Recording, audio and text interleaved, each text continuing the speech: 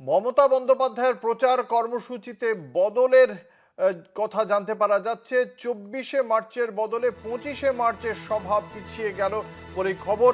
আপনারা জানেন যে আজকেই যেটা সিদ্ধান্ত হয়েছিল যে আজকে দলের পক্ষ থেকে একটি সভা, যেটা চেতলায় কর্মী সভা হওয়ার কথা আছে, তারপর আগামীকাল থেকে এই প্রচারের বিষয়টি শুরু হবে। মঙ্গলবার থেকে মুখ্যমন্ত্রী সভা করবেন, কিন্তু সেই সভার যে কর্মসূচি, তার যে প্রোগ্রাম, পুরোটাই পিছিয়ে গিয়েছে খানিকটা। সেই ঠিক কী কারণে পিছিয়ে গিয়েছে, রাজ্যের মুখ্যমন্ত্রী তথা তৃণমূল কংগ্রেস সুপ্রিমোর নির্বাচনী প্রচারের সূচি, তাঁর সফর সূচি কেন পিছিয়ে গিয়েছে, বিশদে জানবো। আপনাদের জানিয়ে রাখি,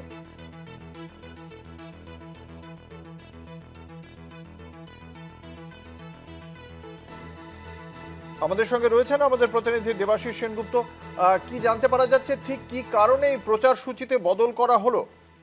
দেখো, এখনো পর্যন্ত যতদূর আমরা জানতে পারছি, আবহাওয়ার কারণে মমতা বন্দ্যোপাধ্যায়ের যে পূর্ব যে কর্মসূচি ছিল সম্ভবত কিছুটা পিছিয়ে যাচ্ছে। এখনো পর্যন্ত খবর পাওয়া যাচ্ছে, কারণ আগামী 24শে মার্চ মঙ্গলবার আলিপুরদুয়ার থেকে শুরু করার কথা ছিল মুখ্যমন্ত্রী মমতা বন্দ্যোপাধ্যায়।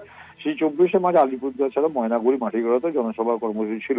সূত্র মারফত যে খবর পাওয়া যাচ্ছে, সেই আবহাওয়ার কারণে ওই দিন মমতা বন্দ্যোপাধ্যায়ের কর্মসূচি পিছিয়ে যাচ্ছে।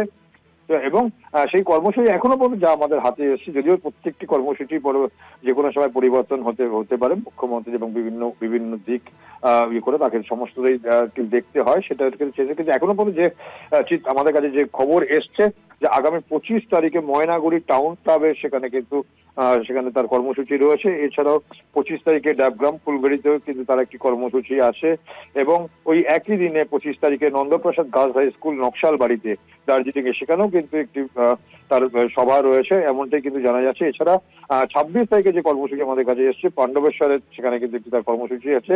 এছাড়াও ওই একই দিনে অর্থাৎ 26শে মার্চ তার খয়রাশোলেও কিন্তু একটি সভা রয়েছে। সব মিলিয়ে এখনো পর্যন্ত আমাদের কাছে যে চিত্র এসছে, অর্থাৎ যে আগে যে কর্মসূচি ছিল সেই কর্মসূচিটা কিছুটা আবহাওয়ার জন্য কারণে কিছুটা পিছিয়েছে। অর্থাৎ 24 তারিখ পরিবর্তে 25 তারিখ হয়েছে, এবং 25 এবং 26-এর ইতিমধ্যেই শিডিউল আমাদের কাছে এসছে। এখনো পর্যন্ত এমনটাই খবর।